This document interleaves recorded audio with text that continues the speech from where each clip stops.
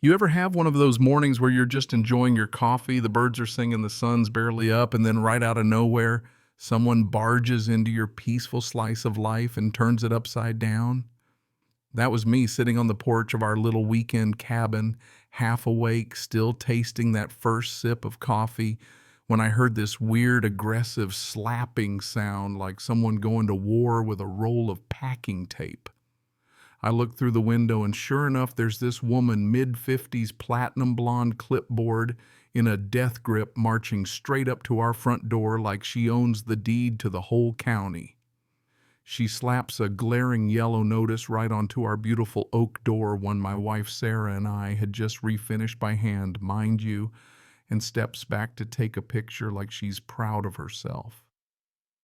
That's when Sarah, still in silk pajamas, mug of tea in hand, opens the door with that unflappable calm that drives people like this nuts. The woman flashes a smile so smug you'd think she invented the concept of rules.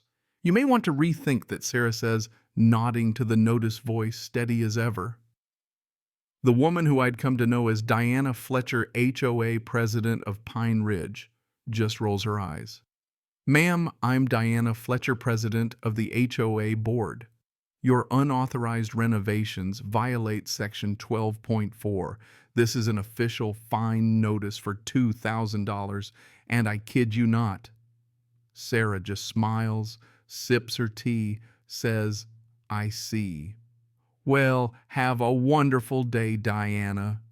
You could see the confusion flicker across Diana's face just for a second before she spins on her designer heels and stomps off to her white SUV with vanity plates that might as well have read Queen HOA. What Diana didn't know, what she couldn't have known, was that she'd just picked the wrong people to mess with.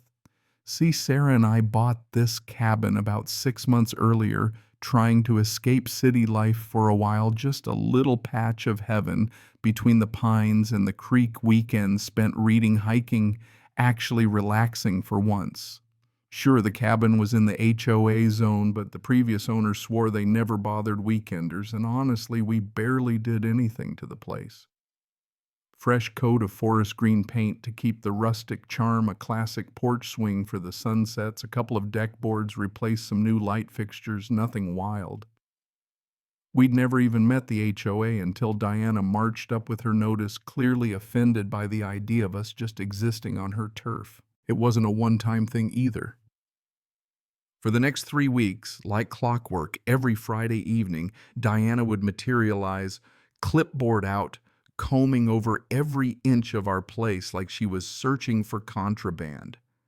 She'd find us for new flower beds. Apparently the HOA had a list of approved plants. She'd find us for the porch light, too modern, she said. She sent certified letters about a bird feeder, measured our deck furniture, and even tried to cite us for parking in our own driveway, blocking the sidewalk by 3 inches, she claimed. I was seeing red, but Sarah somehow just kept her cool. She'd take pictures, file every notice, and when I asked her how she stayed so calm, she just said she was documenting everything for a reason. Then Diana upped the ante.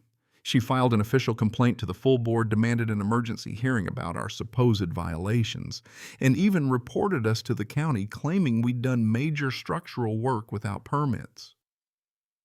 And just when I thought it couldn't get any crazier at the neighborhood summer BBQ there, she was holding court near the potato salad, bragging, well, I put them in their place. The county's investigating and the board votes on enforcement next week. You know how you can just tell some people are basking in their own power? That was Diana. But right then, our neighbor Jim, retired mailman, leans in, all casual. Oh, you mean Sarah? Yeah, she's great. Works down at the federal courthouse. She's been a judge there 15 years. I watched Diana's face drain, all that smugness gone in a heartbeat. Jim keeps going. Handles a lot of property rights cases. My daughter's a paralegal. Says Judge Thompson is a legend for shutting down frivolous lawsuits. Diana just stands there, piecing it all together. The woman she's been trying to bully is the very person whose job is to protect people from this exact kind of nonsense. That night, Diana's SUV parked outside our cabin for a good hour, but she never got out. Sarah just chuckled. She's probably Googling me. And honestly, I wondered what she was finding. Sarah had argued cases before the Supreme Court, written landmark opinions on property rights. She's the real deal, but you'd never know it by looking at her in her pajamas, hands in the dirt planting petunias.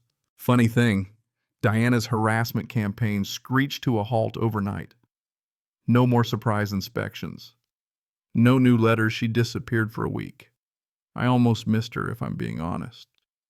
Jim stopped by while we were out in the garden and told us Diana had shown up at his place, grilling him for details about Sarah trying to figure out if she'd ever sued an HOA.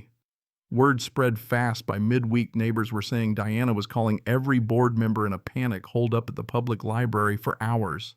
Then a new letter arrived, official HOA letterhead, but this time signed by the whole board except Diana. After careful review of recent complaints, the Pine Ridge HOA has determined all cited violations were improperly assessed. All fines totaling $4,200 are hereby voided. We apologize for any inconvenience. I nearly spit out my coffee reading that. The very next board meeting, Sarah decided to attend.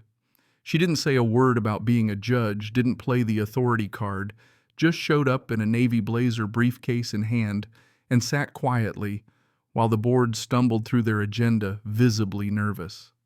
When they got to new business, Sarah stood and said, calm as ever, I'd like to propose a motion to review and revise the HOA's enforcement procedures.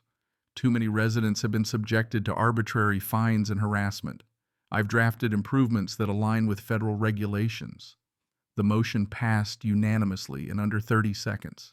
2 weeks later, Jim tells us Diana stepped down, personal reasons, and resigned as president. I can't say I was surprised.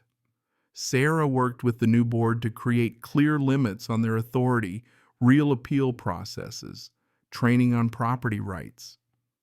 The whole thing passed unanimously, too.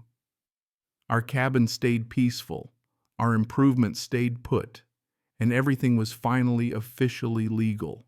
But Diana's nightmare was just getting started. News got out about what happened. Real estate companies in town cut ties with her. Her consulting gigs dried up.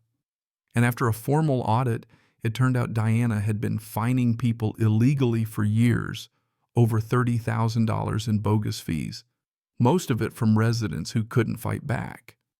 Now, she was on the hook personally for all those refunds. A moving truck pulled up to her house 3 weeks later. She left Pine Ridge for good reputation in tatters, tail between her legs. As she drove off, Sarah brought out lemonade, sat beside me on the swing. Yes, the one Diana tried to ban and said, some people just don't know when to quit. The board ended up voting to ban Diana from serving again, and she was hit with $12,000 in legal fees and $18,000 in refunds she'd have to pay out of pocket. When the final vote was read aloud, Diana just sat there white as a sheet, hands shaking, finally realizing the mess she'd made for herself. You know, there's a weird satisfaction in watching karma play out right in front of you, especially when the bully who tried to ruin your peace gets exposed for who they are. But the truth is, it shouldn't take a federal judge to stand up to this kind of nonsense. No one should have to fight that hard for basic fairness in their own home. So what do you think? Was justice served, or did it go too far? Is community control worth it, or does it always end in power trips? Drop your thoughts in the comments. I want to hear every side of it.